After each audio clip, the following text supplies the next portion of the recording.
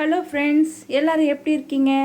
இன்றைக்கி நம்ம red sauce pasta செய்ய போகிறோம். அதுக்கு முதல்ல வாணலில் தண்ணி வச்சு நல்லா கொதிக்கும்போது கொஞ்சமாக உப்பு போட்டுக்கணும்.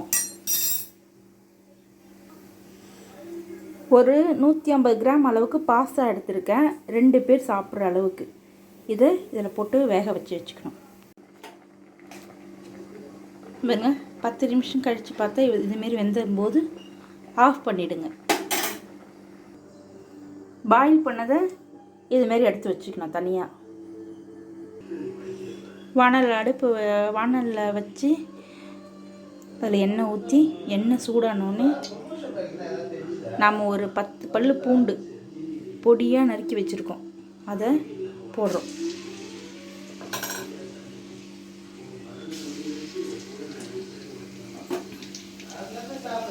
கூடவே கொஞ்சம் இஞ்சியும் பொடியாக சீவி வச்சுருக்கோம்.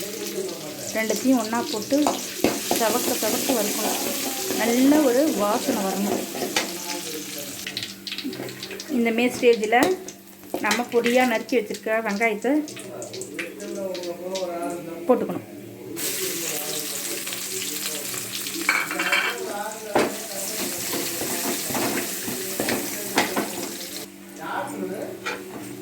இந்த பதத்துக்கு வெங்காயம் வதங்கினோடனே தக்காளி போட்டுக்கணும்.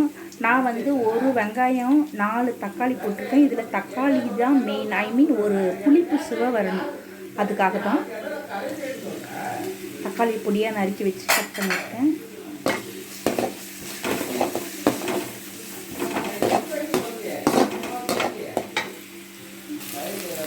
கூடவே நான் குடமிளகாயும் கேரட்டும் நறுக்கி வச்சுருக்கேன், அதையும் கூடவே போட்டுக்கிறேன். எல்லாம் ஒன்றா ஃப்ரை ஆகட்டும்.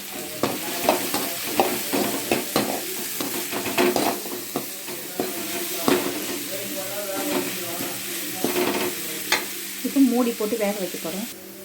இப்போ தேவையான அளவு உப்பு போட்டுக்கலாம். இப்போ கொஞ்சம் டொமேட்டோ சாஸ் போட்டுக்கலாம்.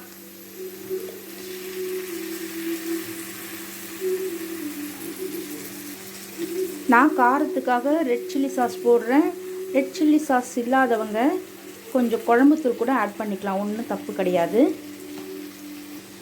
இப்போ நம்ம பாயில் பண்ணி எடுத்து வச்சுருக்க பாஸ்தாவை போட்டு கலர போகிறோம். இப்போ பாஸ்தா ஃபுல்லாக ரெடி ஆகிடுச்சு.